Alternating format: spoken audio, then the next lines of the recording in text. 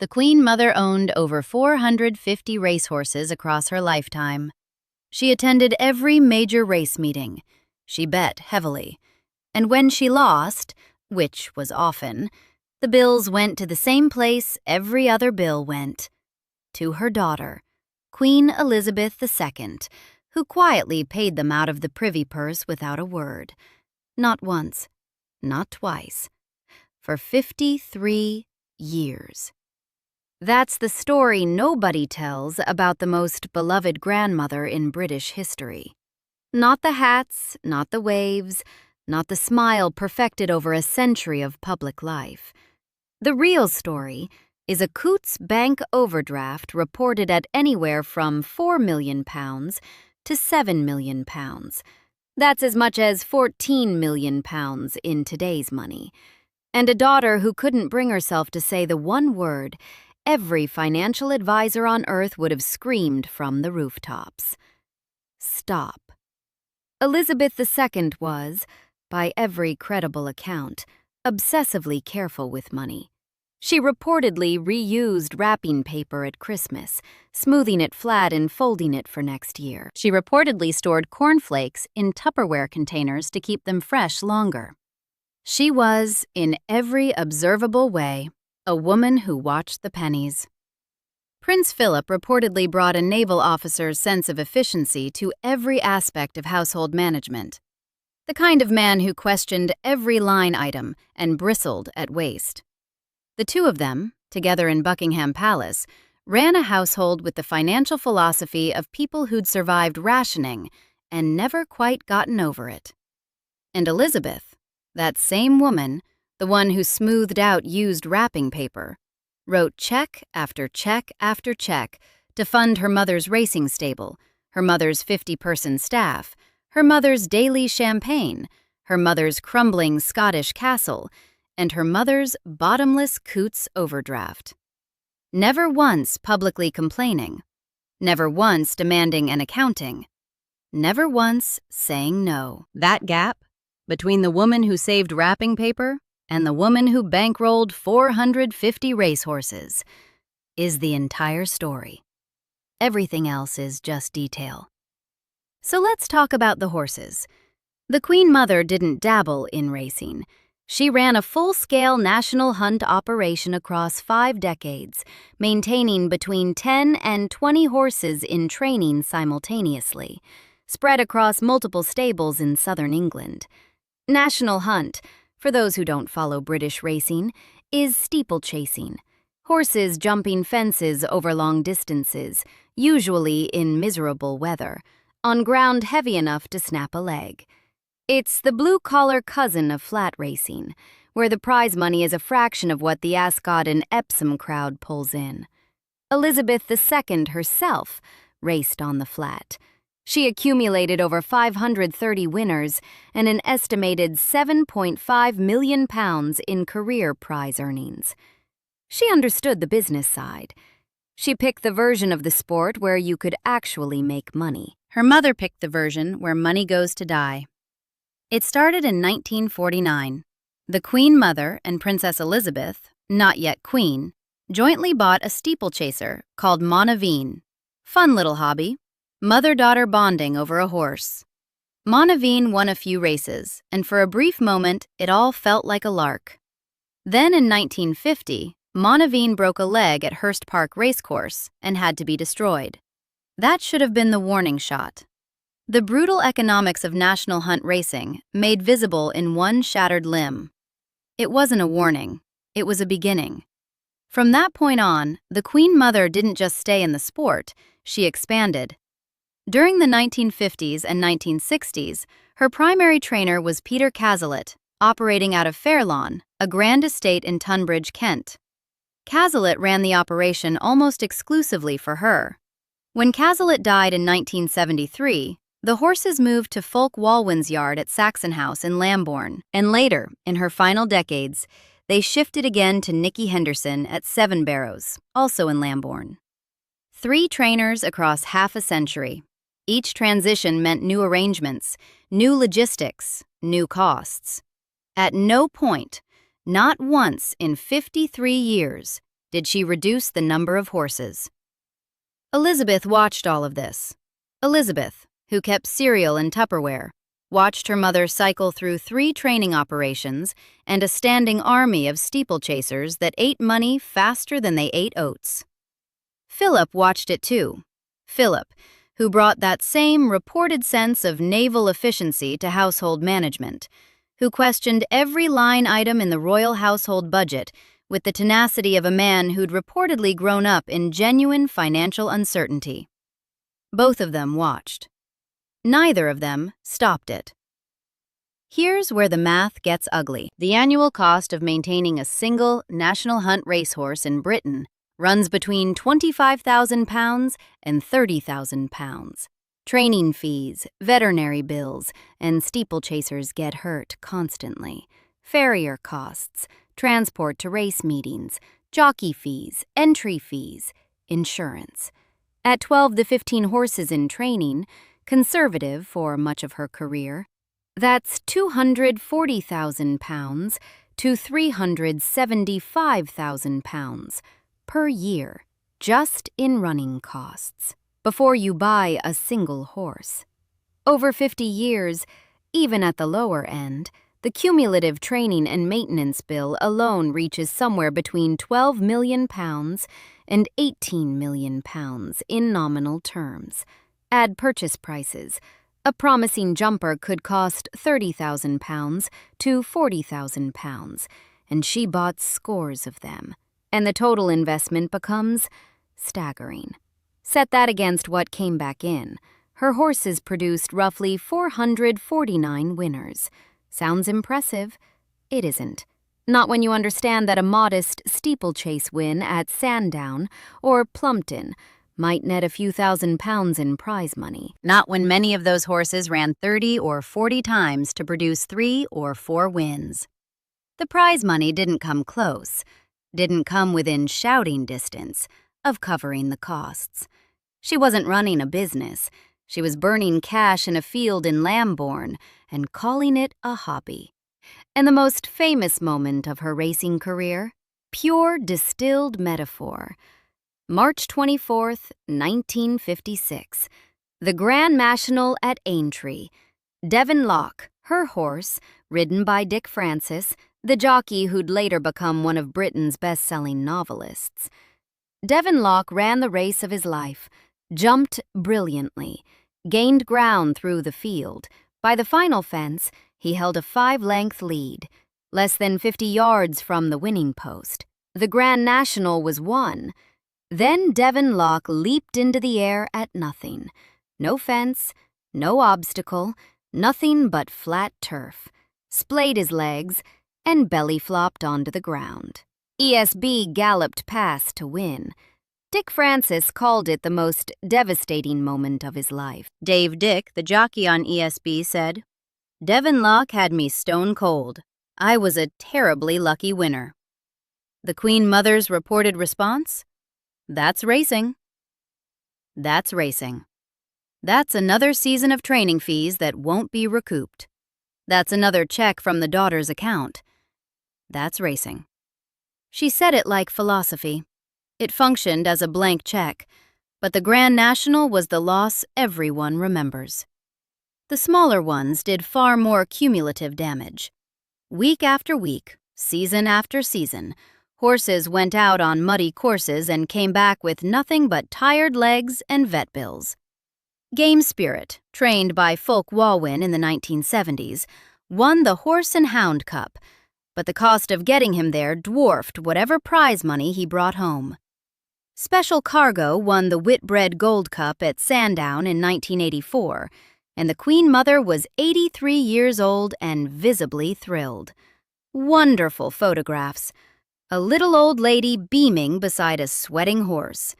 The papers loved it. What the papers didn't print was what that single victory had cost, or how many other horses in the string had produced nothing that season, while still eating their way through £25,000 apiece. Then there were the ones that never won anything at all. Teal, McAlder, the Rip, Laffey, Double Star.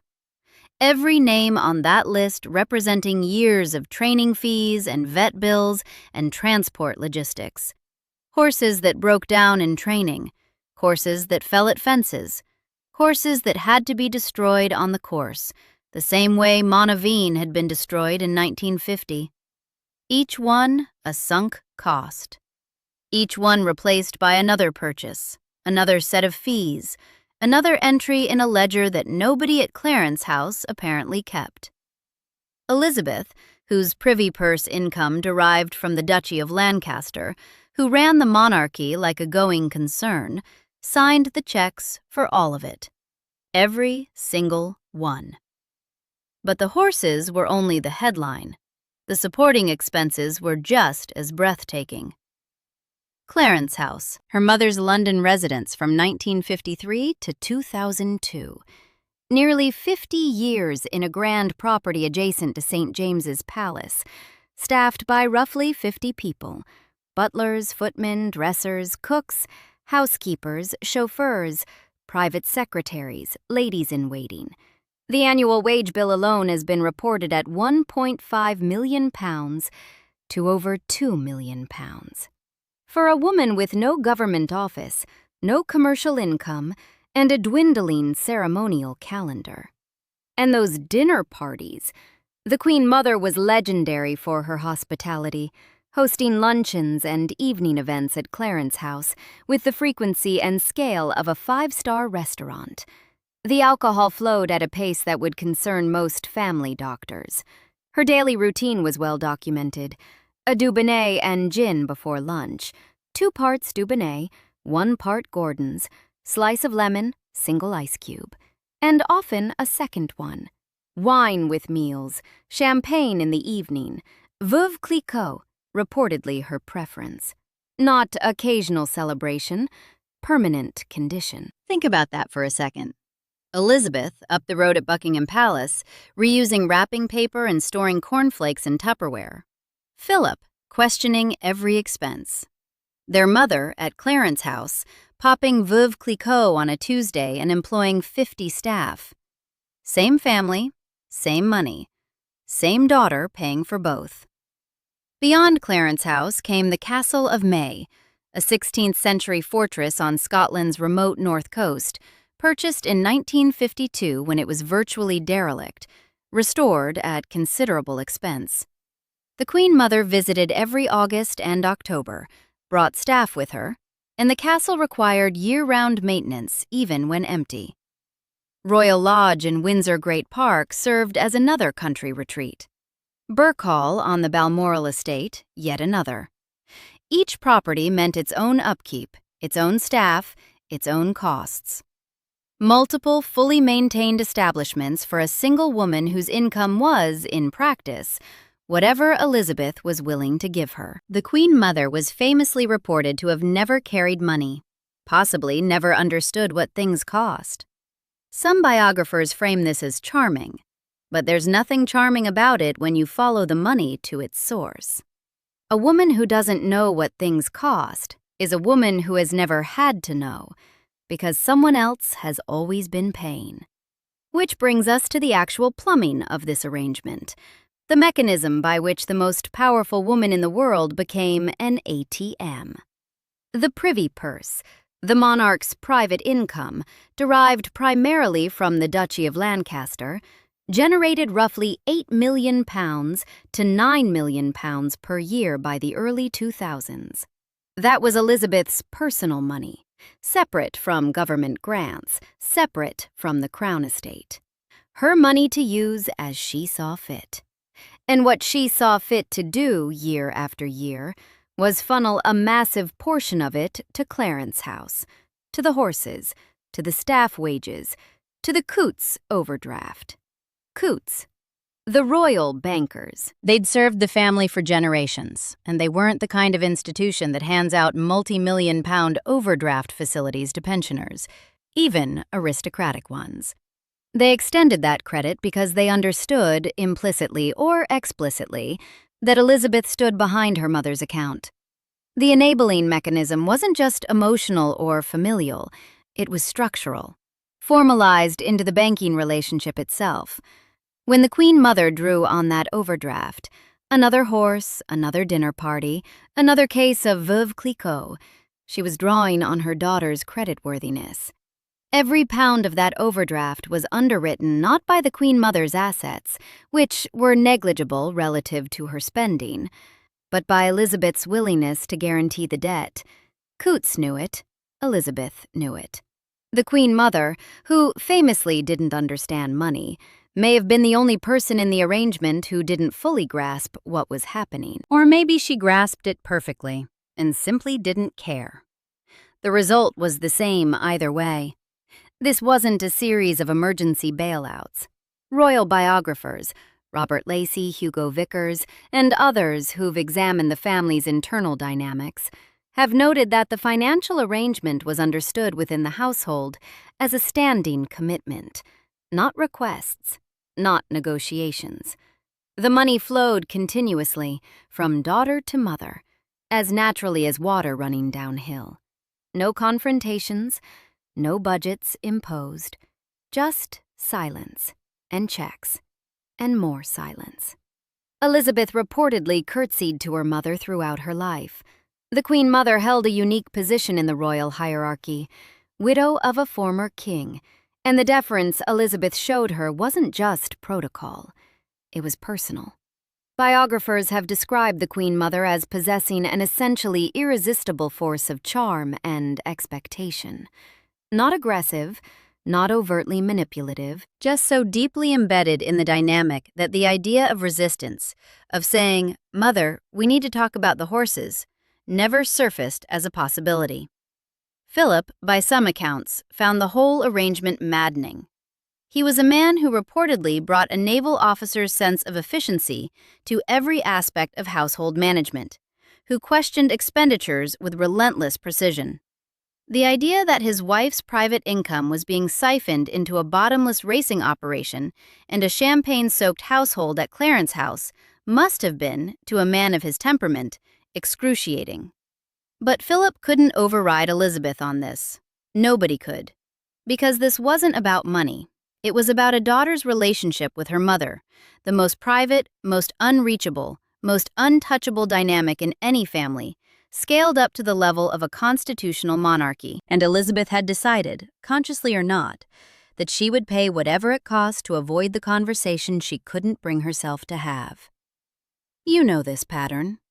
Every person watching this who's ever had a parent who overspends, who's ever covered a credit card bill they shouldn't have, who's ever sat in silence at a family dinner while someone described their latest extravagant purchase, you know exactly what this looks like.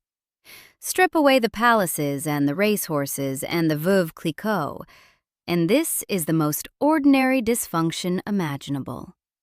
A parent who spends without consequence, a child who absorbs the damage without complaint, the unspoken agreement that to mention the money would shatter something more fragile than any bank balance.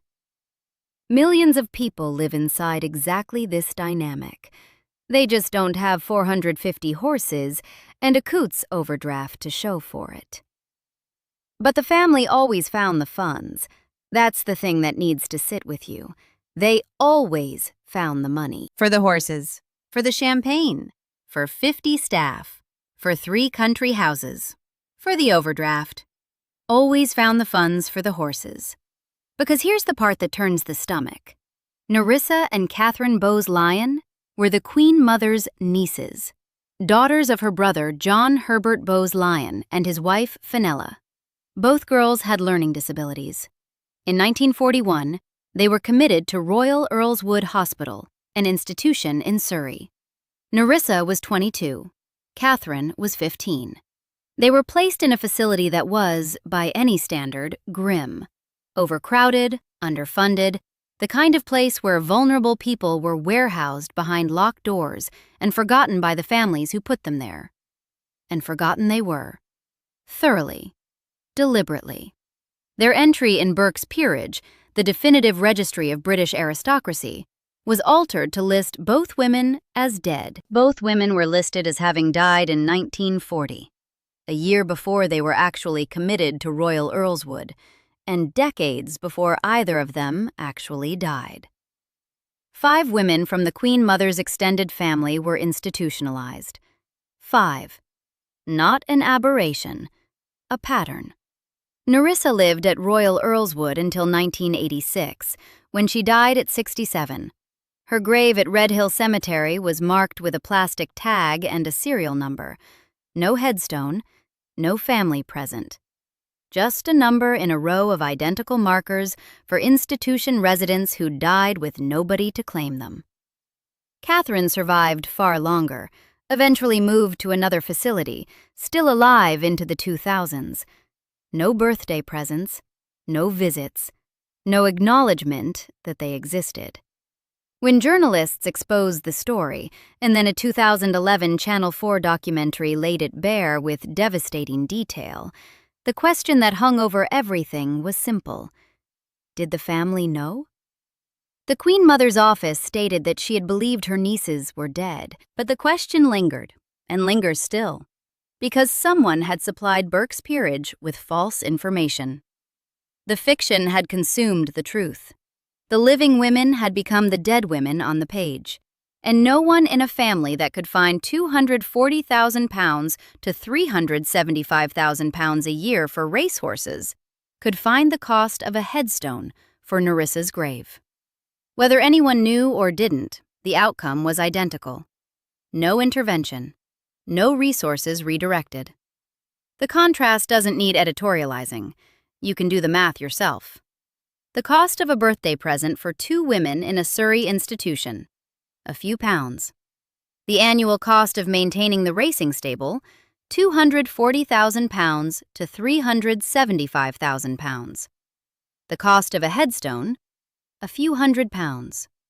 The Queen Mother's annual staff wage bill, £1.5 million to £2 million. A visit to Royal Earlswood from central London, an hour's drive. The number of times anyone in the family apparently made that drive? 0. Elizabeth, who managed every aspect of her public life with extraordinary precision, apparently missed this. Missed it while writing checks for horses. Missed it while funding Clarence House. Missed it while guaranteeing an overdraft of up to £7 million for her mother's lifestyle. The facts do the work by themselves. And through all of it, through 53 years of racing losses and champagne and staff wages and an overdraft that swelled year after year, Elizabeth said nothing, did nothing, except pay. The Queen Mother died on March 30th, 2002, at 101 years old. She left everything to her daughter. Everything, including the debt.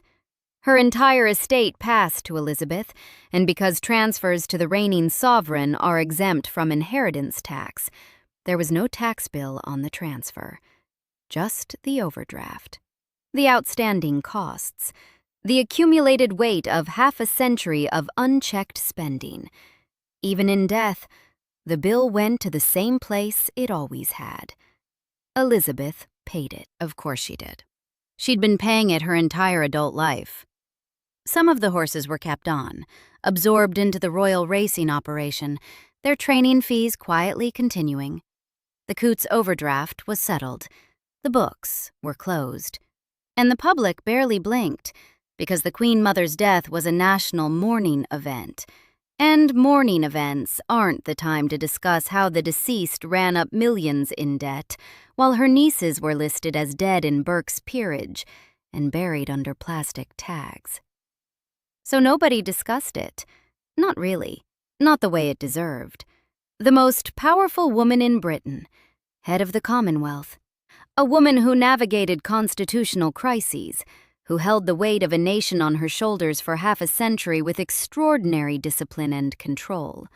A woman reportedly so careful with money, she reused Christmas wrapping paper and stored cornflakes in Tupperware. And she couldn't say one word to her own mother about the horses, about the spending, about the Coutts account sliding deeper into the red every single year. She just wrote the checks. In silence. For 50 years. 450 racehorses. Up to £7 million in debt. 2 nieces listed as dead while alive in an institution, a grave marked with a plastic tag, and a daughter, the most disciplined, most frugal, most controlled woman in the country, who paid every single time and never said a word. That's racing. Subscribe for more stories like this.